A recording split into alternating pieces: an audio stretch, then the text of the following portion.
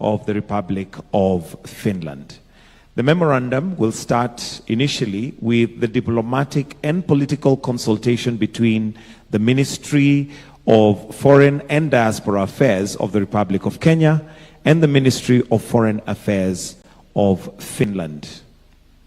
These memorandums of understanding are to guide the conduct and political and diplomatic consultations between Kenya and Finland.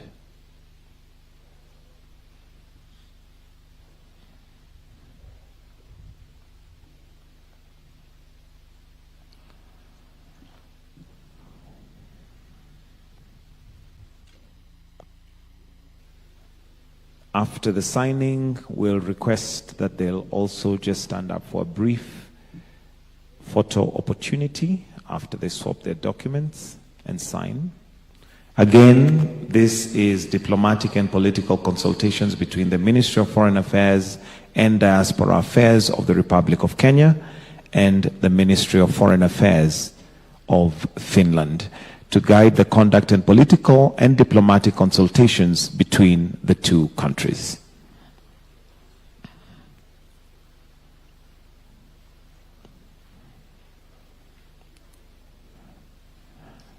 We'll then ask them to stand up and kindly face the cameras also. Thank you. We may withdraw those two. We have another memorandum of understanding, and it's by the two signatories, so you may take your seats. This is cooperation in peace, mediation, and conflict resolution. And these memorandums of understanding are to establish a framework for sharing knowledge and best practices in order to strengthen mutual capacity in peace mediation and conflict resolution between the two countries. Again, it's to establish a framework for sharing knowledge and best practices in order to strengthen mutual capacity in peace, mediation, and conflict resolution.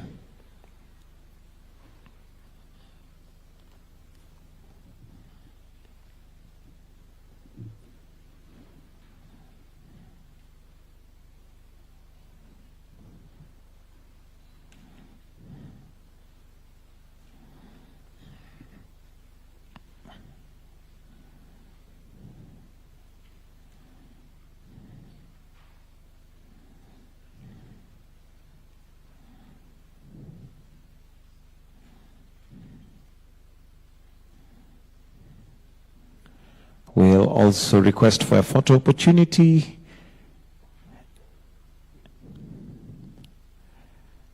Wonderful. A warm clap. This far we have come. And I will now request that they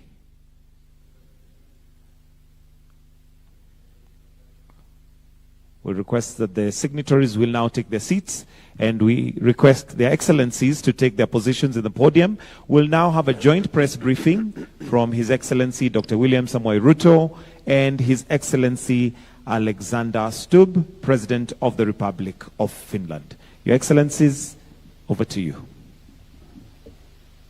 Your Excellencies, distinguished members of the press, ladies and gentlemen. Today, I have the honor of welcoming His Excellency Alexander Stubb, the President of the Republic of Finland, and Her Excellency Susan Ines Stubb, First Lady of the Republic of Finland, to Kenya on this historic first state visit by a Finnish president. Mr. President, I must, at the onset, thank you immensely for honoring my invitation to visit Kenya on this very important first ever state visit by a president from Finland. It underscores the immense relationship that exists between our two countries and will go a long way in cementing the stable foundation that has been set over the last 60 years by our two countries. Kenya deeply values its long-standing friendship with Finland a key development partner in Europe, and a steadfast supporter of our national ambitions. This inaugural visit, Mr. President, reflects the enduring friendship and strategic partnership between our two nations dating back to 1965. As we mark 60 years of diplomatic ties, we also celebrate the growth of a relationship rooted in shared democratic values and a joint commitment to a just, prosperous, and sustainable world. Finland's expertise in education, technology, renewable energy, and climate action aligns closely with Kenya's development priorities. We look forward to strengthening existing collaborations and exploring new opportunities to elevate our cooperation to a strategic level. We have just concluded a high-level bilateral discussions focused on deepening cooperation in education, health, renewable energy, trade, and investment, peace and security, and multilateral engagement, including in climate action. Kenya recognizes Finland's global leadership in education. We agreed to deepen collaboration to support Kenya's transition to a competence-based education system. A cooperation framework will soon be concluded, focusing on basic, technical, vocational, and higher education to equip our youth with the skills needed in a digital economy. During this visit, President Stubb will tour one of our technical training institutions to witness firsthand the transformative impact of technical and vocational training on our youth.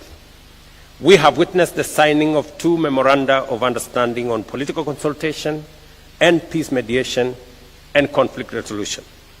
Our respective teams will fast-track cooperation frameworks in education, tourism, and labor recruitment frameworks that will foster knowledge exchange. It will also foster skills development, institutional partnerships, and deeper people-to-people ties. We also discussed the importance of a robust health sector. I commended Finland's exemplary universal health care system and updated His Excellency the President on Kenya's progress under Taifa Care, our universal health coverage initiative. We agreed to share experiences and explore joint efforts to address health challenges and improve service delivery. Another key area of our engagement is trade and investment, and the need to expand it between our two countries. I welcome His Excellency's inclusion of a business delegation in this visit, which will participate in a Finland-Kenya business seminar. This underscores our shared commitment to deepening private sector engagement and unlocking mutually beneficial opportunities. Our two nations remain committed to the effective implementation of the Kenya-EU Economic Partnership Agreement, which came into force June last year. Our meetings also identified forestry as a key area of collaboration. I commended Finland for maintaining a forest cover of 75% of its land mass, and we will collaborate closely to draw on Finland's expertise as we pursue our ambition of achieving 30% forest cover by planting 15 billion trees by 2032. We equally look forward to learning from Finland's expertise in sustainable forest management, reforestation technology, biodiversity conservation, and balancing economic and environmental goals. At the multilateral level, we reaffirmed our shared commitment to a rules-based international order and fair, inclusive financing for sustainable development. We also pledged continued support for global climate action, and I briefed President Stubb on the outcomes of the Africa Climate Summit held in Nairobi in September 2023, including Africa's commitment to leading green energy transition. We recognize the alignment between Finland's climate diplomacy and Kenya's ambition to achieve 100% clean energy by 2030. we agreed to strengthen partnerships in climate-smart agriculture, renewable energy, and biodiversity conservation. In our discussions, we also addressed pressing global and regional security concerns. We noted the devastating impact of conflict on livelihoods and sustainable development and reaffirmed our commitment on mobilizing international support for peace efforts in the Horn of Africa and the Great Lakes region. I also assured President Stubb of Kenya's continued advocacy for dialogue as a path to resolving the Russia-Ukraine conflict. As we embark on this historic first visit by a Finnish president to Kenya, we reaffirm our commitment to strengthening Kenya-Finland relations for the mutual benefit of our two peoples. Once again, I extend a very warm welcome to their excellencies and wish them a fruitful and memorable stay in Kenya. It is now my pleasure, ladies and gentlemen, to invite my guest, President Stubb, President of the Republic of Finland, to deliver his remarks. Mr. President.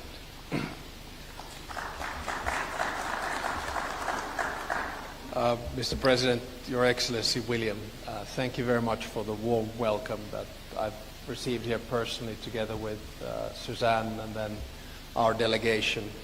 When I was told that this is actually the first state visit of a President of Finland, I was quite surprised because I had always felt that our relations had been quite close, whether it was about missionaries or 4,000 Kenyans living in Finland and the cooperation that we've had in so many fields. So when you suggested to me when we first met in Switzerland about a year ago that why don't you come over, I immediately said I'd love to come over, and it's been a great pleasure to be here.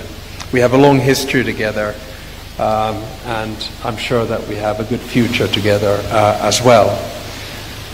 For Finland, Kenya is a very strong supporter of multilateralism and a promoter of regional peace and security, but also a country with a global voice.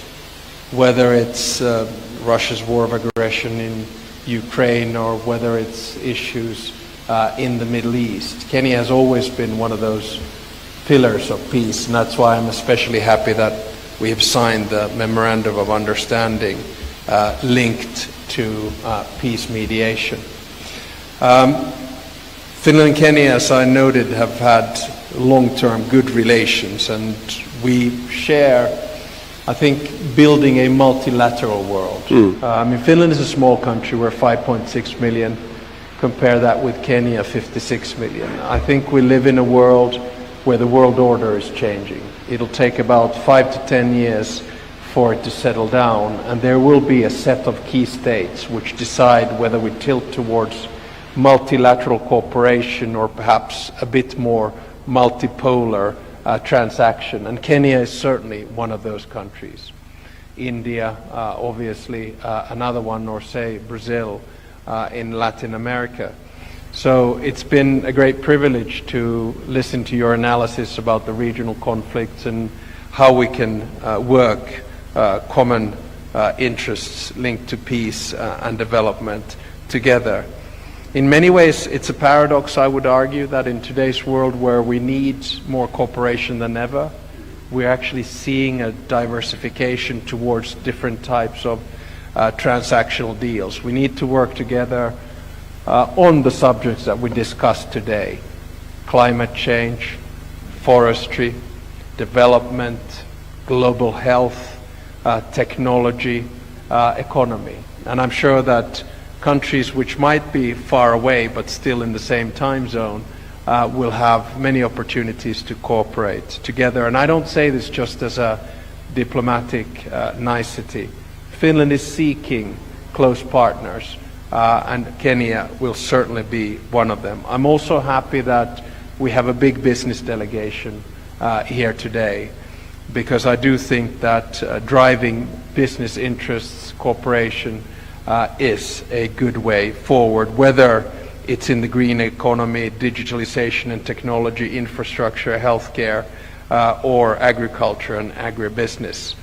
My final point is to say that William and I had the opportunity to first have bilateral discussions where we were able to deal with a broad range of issues, whether global, regional, or bilateral. We also talked about the big shifts that we're seeing worldwide in democracy in today's world. We talked about NGOs and the importance of their role in society. We have to remember that democracy is something that you not only have to protect, but you have to work at all times. And I think William and I share that goal.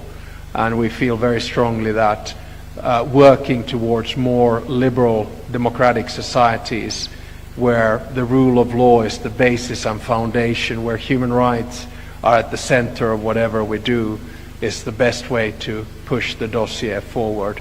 And this is something that William and I not only discussed but share.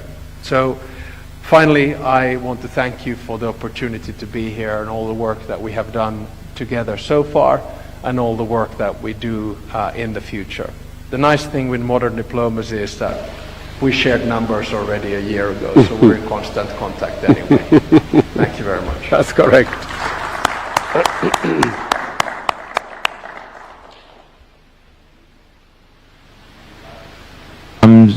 And that brings us to the end of the joint press briefing from the two heads of state.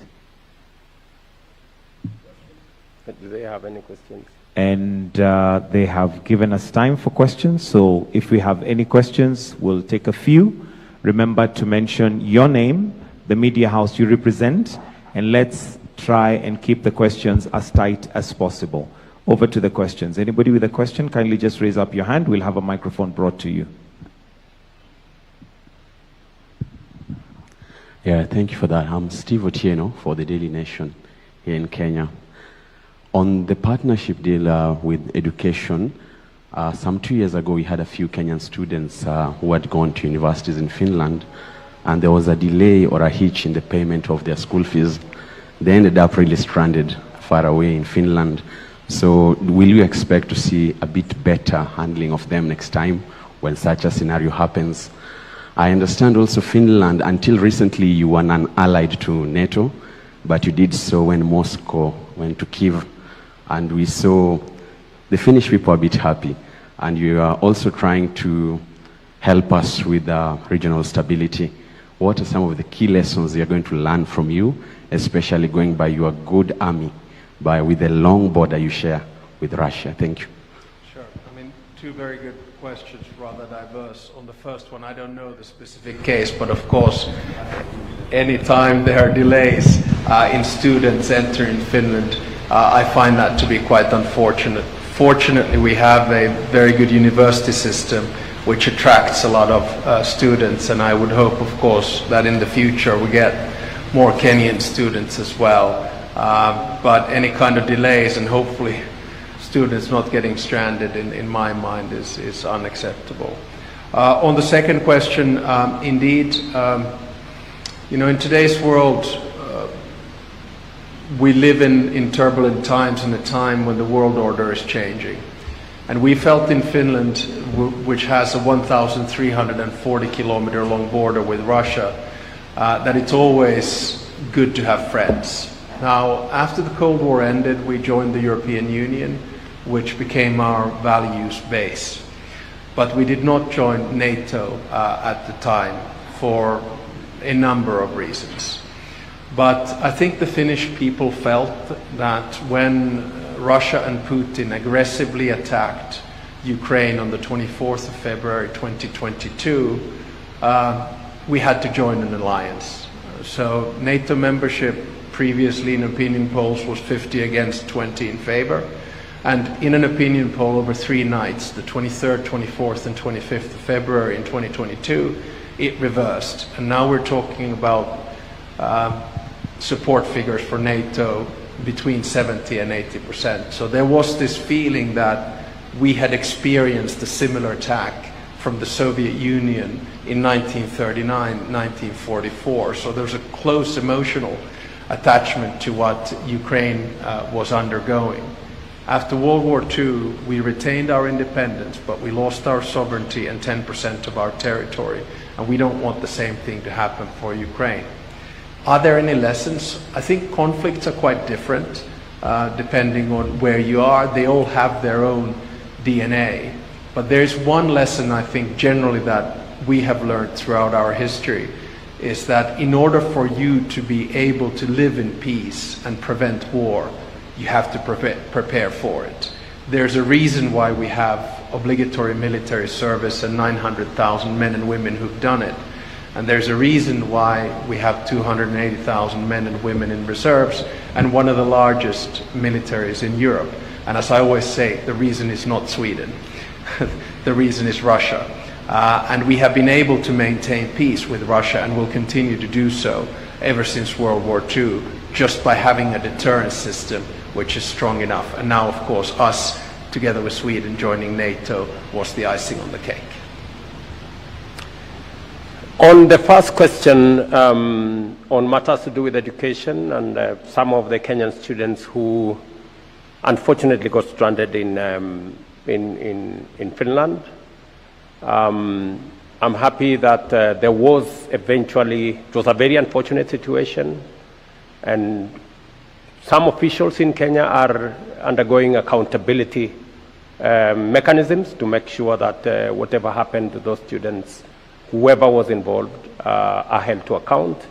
But on a positive note, the universities in Finland were kind enough to accommodate the students and to provide for them to conclude their education on an agreed framework. And I think it shows the depth and form of the relationship between our two countries. And I must, through you, Mr. President, thank the universities in Finland for their understanding and them facilitating the Kenyan students to complete their courses.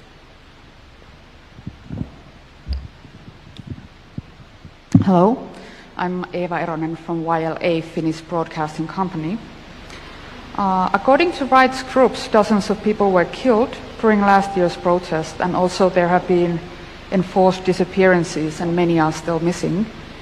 Your Excellency, President William Ruto, what is the Kenyan government doing to ensure such violations will not happen again? Thank you very much for asking that question. I know that it will be a subject of discussion between my guest here with members of the civil society and other members of the Kenyan society. The statistics are arguable this way or the other way, but that does not take away from the issues that have been raised around what happened on the dates you have mentioned.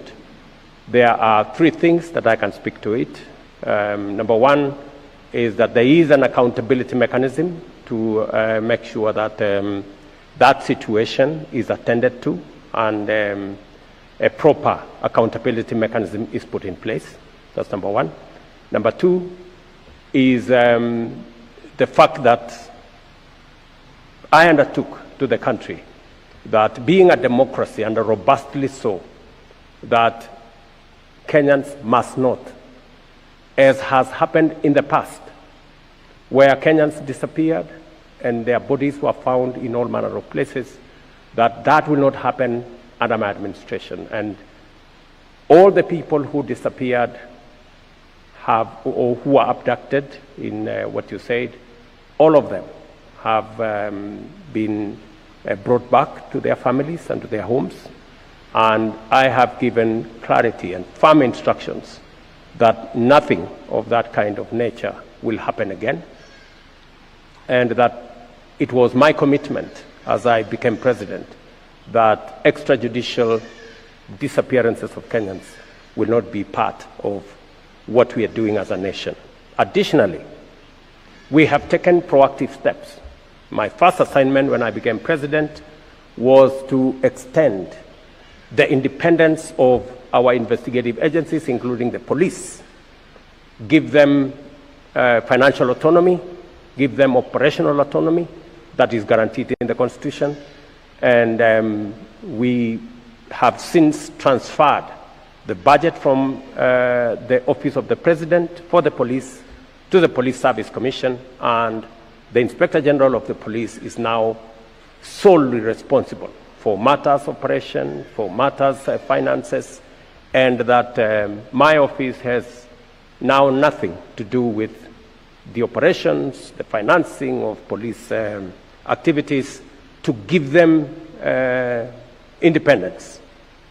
Secondly, is to enhance the independence of the judiciary by making sure that we expand the budget for the judiciary, make sure that whatever other interventions that are necessary to make sure that our judiciary is independent and can function at an optimal level, including what Cabinet approved a few weeks ago to make sure that judges have a proper retirement package that also ensures that they have transportation and other benefits that initially were not available to them, as part of my push to make sure that the judiciary is independent and is capacitated to be able to discharge their responsibility as part of checks and balances between the different arms of government.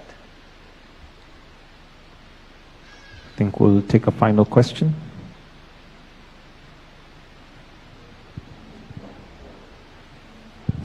Your Excellencies, President Stubb and the host, President William. My name is Seth Olale from Citizen TV.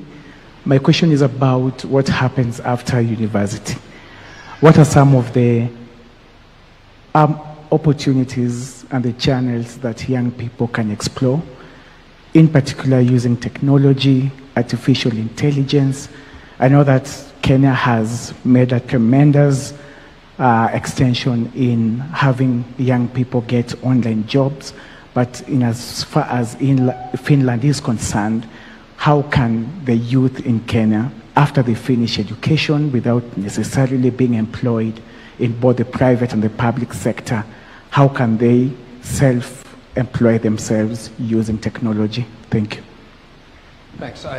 Obviously, a very big question, and I'll try to condense it to saying that I think we now live in the midst of the fourth industrial revolution, which is essentially a technological revolution which has greater speed than any revolutions that we've had previously. So when you combine things such as robotization or artificial intelligence or biotechnology or quantum computing, we are raising the pace of societal change to a point whereby traditional jobs or traditional professions will change. This change means that we're changing the way, the economy and the way in which we work, we're changing politics and the way in which we communicate, and actually we're changing science and the way in which we are as human beings. If we try to give the youth a perspective to say that go into one trade and that'll be your lifelong calling, I think we would be twisting the truth. I mean, I have two youngsters, I guess I can call them nowadays, who are 23 and 21. And what I try to tell them is that their careers are going to be very different from the careers of their parents. So Suzanne, my wife, is a lawyer. She had a legal profession and stuck to it. My profession or calling was in international relations, and I've always been able to move back and forth. But we don't know what the job market is going to be, 5 years from now, let alone 10 years ago. Just go back 10 years and everyone said you need to learn coding. And now we know that artificial intelligence does the coding for us. So my only advice to young students in both Finland and Kenya is that get a broad base when you do your bachelor's degree or a master's degree, and don't be adamant about sticking to it, because life at the end of the day is going to be a combination of study and work, and the key is always to be curious, always to challenge yourself and find new avenues. If you have that open mind, I think life will take you places, quite often unpredictable and surprising places, but it's a good mentality to have, that you don't get shocked about change. because their life is going to be about change. Absolute final point. There are a lot of youth today that are worried, that are frustrated, that are even distraught about what's going on in the world. Only one message. Each and every youngster in this world has agency. Do something about it. Try to improve the world, and it'll turn out all right.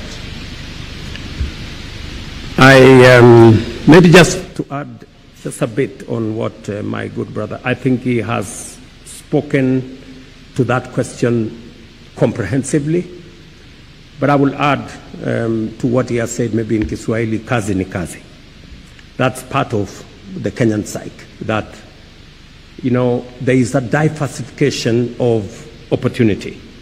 It is not a single file, it is not a traditional kind of work that we've always known, that in the space where we are with technology, with a changing climate environment, with agriculture being going towards biotechnology, with all the issues, Internet of Things, and what we are doing around digitization.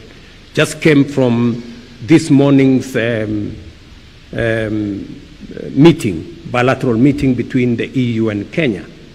And the focus of the meeting was digitizing trade, you know, opening new opportunities for people to work differently.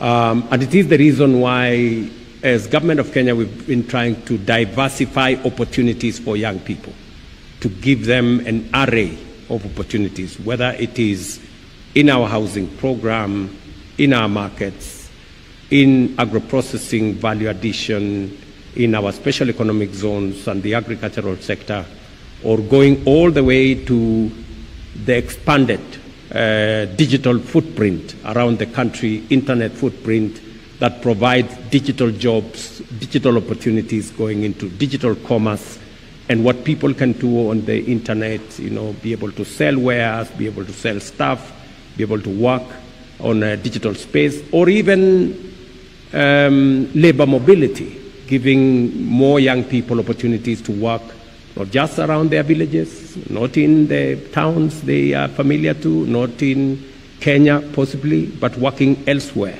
and sampling opportunities. So I think what His Excellency the President has said is young people must be able to be open-minded, not rigid about the opportunities that are available, and they cut across different sectors, different countries, different professions, and it doesn't necessarily mean that you must stick to your profession. I think what the President is saying, let's be open-minded about the opportunities out there and try and make the most and the best out of the opportunities that come our way. We will continue to work with friends to improve on our education, to improve on our training, so that we can make young people much more versatile, much more agile, to adapt to different situations and different opportunities that come their way. And I think that's the way to the future. I think the traditional way of work is changing. The workspace is changing. The formal 8 to 5 is changing. The having to put on a suit and go to an office is also changing. There are many people who are now working from home. There are many people who are working differently, and all that is part of the new norm as we are looking at it. Thank you very much. Thank you, Your Excellencies. That will bring us to the end of this. A round of applause in appreciation and gratitude. I request that we all be upstanding as we allow Your Excellencies to also exit at their own pleasure. Thank you very much, Your Excellencies, for those interventions.